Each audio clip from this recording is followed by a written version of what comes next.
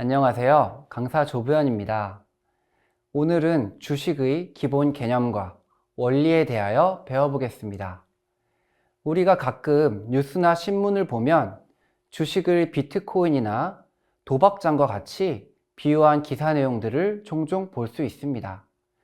우리나라에는 이러한 현상이 특히 심하며 주식을 도박과 동일 취급하기도 합니다.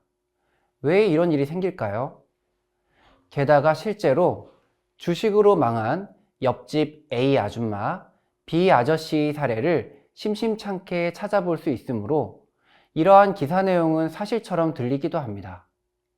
그리고 이런 사회 분위기는 우리를 애초에 금융경제와 멀어지게 만듭니다. 제가 근무하는 학교에서 주식 투자 동아리를 만들 때에도 부정적인 시선들이 느껴진 적이 있습니다. 학생들에게 금융을 가르친다고 하면 환영하지만 주식을 가르친다고 하면 눈살부터 찌푸리는 분들이 있기 때문입니다. 그런데 금융을 배울 때 주식을 안 배울 수 있을까요? 주식은 금융경제의 위대한 발명품인데 말입니다. 주식이나 채권 등을 모르니 금융교육에 한계가 있을 수밖에 없고 이는 금융문맹으로 이어질 수밖에 없습니다. 우리나라의 금융이해력 지수를 보면 처참합니다. 전 세계 77위 정도에 랭크되어 있고 심지어 스리랑카보다 낮다고 하니 가히 충격적이라 할 수 있습니다. 그러니 주식을 도박과 동일시하는 오류를 범하고 있는 것입니다. 주식을 소유했다는 것은 무엇을 의미할까요? 주식을 한자로 보면 그루주의 법식을 써서 주식회사의 자본을 구성하는 단위를 의미합니다. 즉 기업의 소유권이 주식인 셈입니다. 그래서 기업의 주식을 단 한 주라도 소유하고 있다면 주주가 됩니다.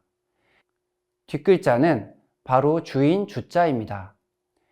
주식회사의 주인이 되었다는 뜻입니다. 주주가 된다는 것은 회사가 벌어들이는 순이익과 회사의 순자산에 대한 소유권이 생기는 것입니다.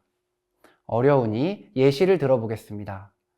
만약 A라는 주식회사의 주식이 총 100주라고 가정해 보겠습니다. 만약 그 중에 내가 5주를 가지고 있다고 한다면 총 주식의 5%를 소유한 셈입니다. 그런데 회사가 가지고 있는 땅과 현금, 부동산 등 순자산이 총 100억이라고 한다면 이 중 몇 프로가 내 소유가 될까요? 네, 맞습니다. 바로 5%인 5억이 나의 소유라고 할 수 있습니다. 물론 회사는 자산을 가지고 경영을 해야 하므로 당장 나에게 자산의 5%를 줄 수는 없습니다. 하지만 소유권은 나에게 있다는 것입니다. 만약 주식회사가 향후 어려운 일을 겪고 기업 활동을 그만두어야 한다면 당연히 회사의 주인에게 지분만큼 회사의 순자산을 돌려주어야 할 것입니다. 그리고 회사가 1년에 10억의 순이익을 남긴다면 나의 몫은 얼마나 될까요?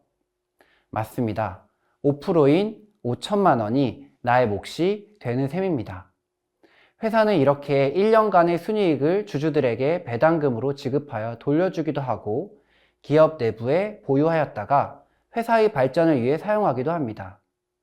기업이 발전하여 주식의 가치가 오르는 것도 장기적으로 주주들에게 좋은 것이니까요. 이처럼 주식은 회사의 자산과 순이익에 대한 권리 문서입니다.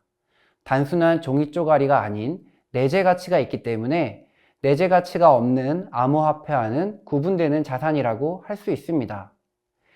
그래서 회사가 중요한 결정을 할 때는 주식을 가진 주주들을 불러 모아 주주총회를 통해 결정하기도 합니다.